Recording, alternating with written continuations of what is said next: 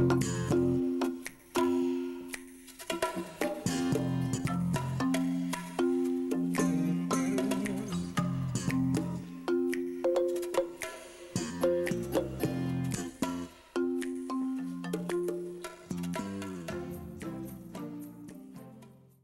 and welcome to One Saturday Morning. I'm Darren Dukes. Kicking off One Saturday Morning today is the updates in the Baltimore riots that's been happening this past week. Now, for those of you who missed our special report earlier this week, if I'm not mistaken, here's what you need to know. Most likely you probably heard there is a 10 p.m. curfew in effect for the next week from 10 a.m. to 5 p.m. for those who are over the age of 14. Those who are under the age of 14 has a 9 p.m. curfew from 9 p.m. to 5 a.m. Now, according to Baltimore's mayor, this should last for a week, and it could be extended if need be if things do not come back to their sense of normalcy, if you want to say that. The police gave their report to prosecutors a day early. They were supposed to have it done yesterday, May 1st, but they got into the day before to make sure that all the information is correct and stuff, so that they could charge whoever needs to be charged. Now, as a result of this protest, it has spread over to other states, specifically New York City, where 60 people were arrested. Now, if you've been living under the rock for the last couple of days, here's a clip from CNN.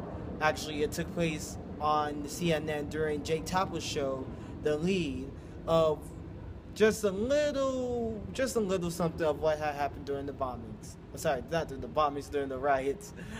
Take a look. We see what appear to be smoke flares in the street there, Gwynn Falls Road, Gwynns Falls Parkway, what appeared to be something with smoke. You said earlier that you thought police were perhaps preparing to fire tear gas into the crowd. What are we seeing in terms of what the police are doing in terms of smoke or flares or tear gas? It does look as though they've deployed tear gas. Yeah, that doesn't seem to be tear gas. At least there doesn't seem to be tear gas in the air. Right now, they're mostly at this intersection, now progressing through it. They've warned us to stay at a certain distance behind them so they can guarantee our safety. You can see now, I think, some projectiles being thrown, a board, several rocks. We don't want to get too close, but we're basically behind the police line. The demonstrators are on the other side. And we've got, so we're at a safe distance, but right now they're holding the line. No smoke that we can see. And at this exact moment, it doesn't look as though anyone's injured or in the process of being arrested. So you can see here this line moving slowly. The police are saying move back. See, as they walk along, they're saying move back. And it's a line at least 2 or 3 police officers thick.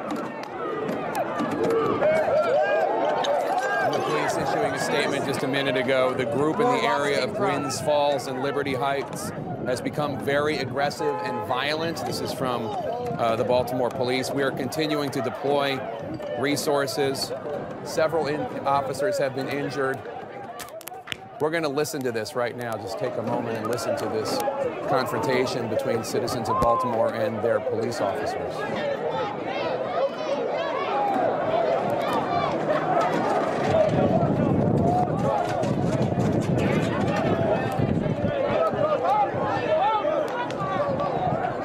To world news now. A week ago, the Nepal earthquake hit with a 7.4 magnitude earthquake, where it left, according to the Associated Press, 6,130 people dead and another 13,827 people injured. Now, over this past week, there has been 70 aftershocks reported. And this is the most powerful earthquake that hit in the region of Nepal since 1934. So, to further explain this point, we have a clip from the British Broadcasting Commission, the BBC, to better explain what has been really happening over in Nepal. Take a look. The frantic search for survivors goes on round the clock, following Nepal's biggest earthquake in 80 years.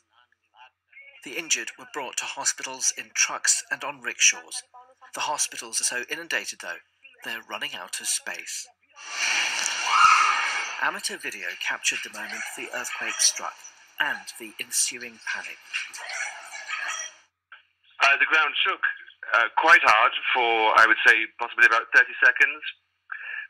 Looking around, I happened to be outdoors at the time. Trees were waving like crazy, like it was a hurricane or something like that. The capital, Kathmandu, is an ancient city with a rich cultural heritage, much of it now in ruins. The 19th century Doraro Tower, built by Nepalese royalty. And this is what's left, a World Heritage Site where teams now look for bodies. As reports come in from remote areas in the mountains, which actually haven't been reached yet. So I think the number one priority at the moment is logistics to actually reach the areas of the epicenter and the valleys that are very remote, and the highways have been blocked by landslides, so there's no way to get there. So first, an assessment and rescue. In another rescue operation, the first helicopter arrived at Mount Everest Base Camp, where climbers and guides were killed after the quake triggered an avalanche. As rescuers raced to find survivors, a major international aid effort has been prepared. Britain, the United States and Pakistan among the countries sending in teams to help. With the number of dead rising, it's clear that help is needed fast. Nick Qureshi, BBC News. Back here in the Race for 270 news, we, in a special report we did earlier this week, actually on Thursday, that Senator Bernie Sanders, an independent from Vermont, has thrown his hat into the Democratic nomination for president, becoming the second Democrat behind Hillary Clinton to announce his candidacy. Just two quick facts about the Senator Bernie Sanders. That he was the chairman of the Senate Committee on Veteran Affairs for 2 years, from 2013 to 2015, and he's been an independent from 1979. Again, he is running. He's running as an independent on the Democratic nomination for the race for the White House. Now, with Sanders being involved, it will only make him the fifth person currently to be running for the race of the White House. The others, as I mentioned, on the Democratic ticket, former Senator Hillary Clinton, and on the GOP side, current Senator Marco Rubio, current Senator Rand Paul, and current Senator Ted Cruz. Now, former Fox News personality Mike Huckabee is going to announce whether or not he's going to be running for president on the 5th of May, so stay tuned for that.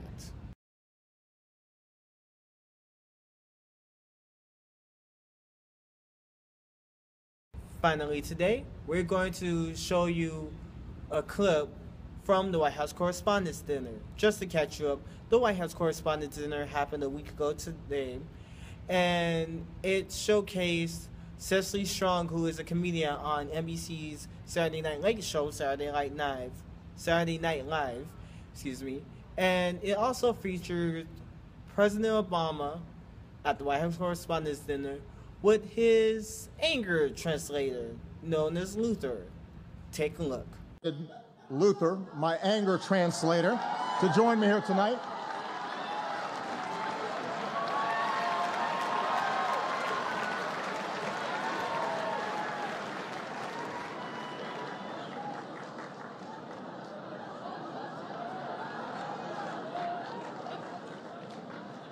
Hold on to your lily white butts.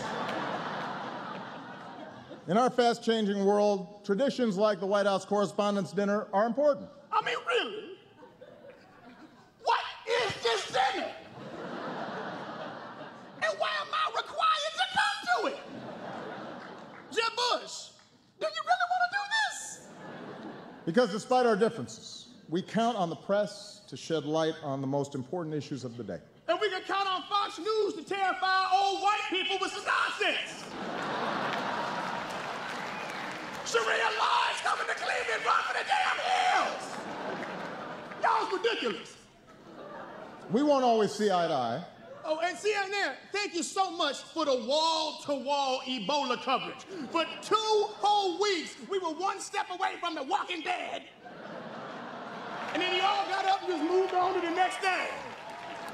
That was awesome. Oh, and by the way, just if you haven't noticed, you don't have Ebola. But I still deeply appreciate the work that you do.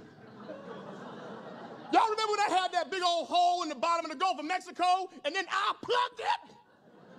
Remember that? Which Obama's Katrina was that one? Was that 19, or was it 20, because I can't remember. Protecting our democracy is more important than ever. For example, the Supreme Court ruled that the donor who gave Ted Cruz $6 million was just exercising free speech. Yeah, it's the kind of speech like this. I just wasted $6 million. And it's not just Republicans. Hillary will have to raise huge sums of money, too. Oh, yeah. She gonna get that money. She gonna get all the money. Khaleesi is coming to Westeros.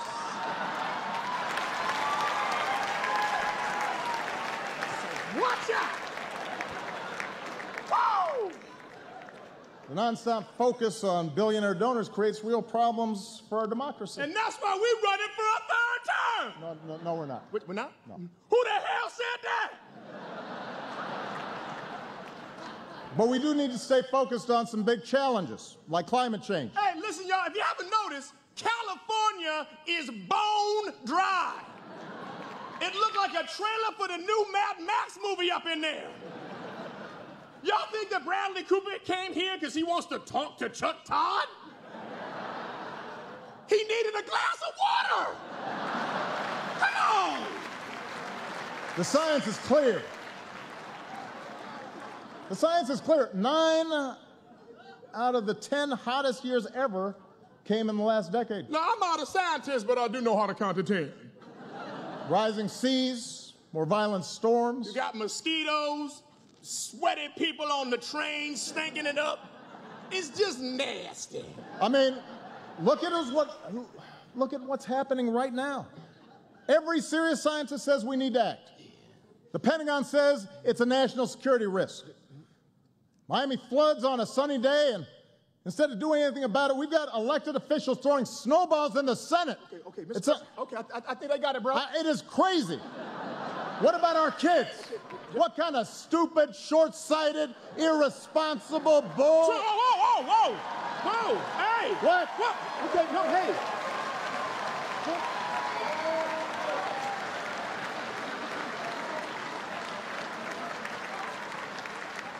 What? All due respect, sir, you don't need an anger translator. You need counseling. So now I'm out of here, man. I ain't trying to get into all this. Go.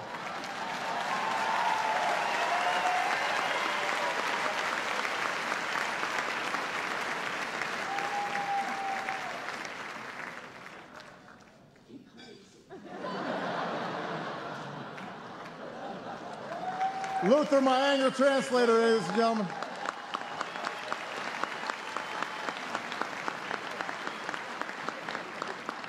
Okay, folks, this has been a heck of a Saturday morning. Glad you joined us. And until next Saturday, stay gold. If it's Saturday, then it's time for One Saturday Morning. I'm Derek Dukes. Stay gold, everybody.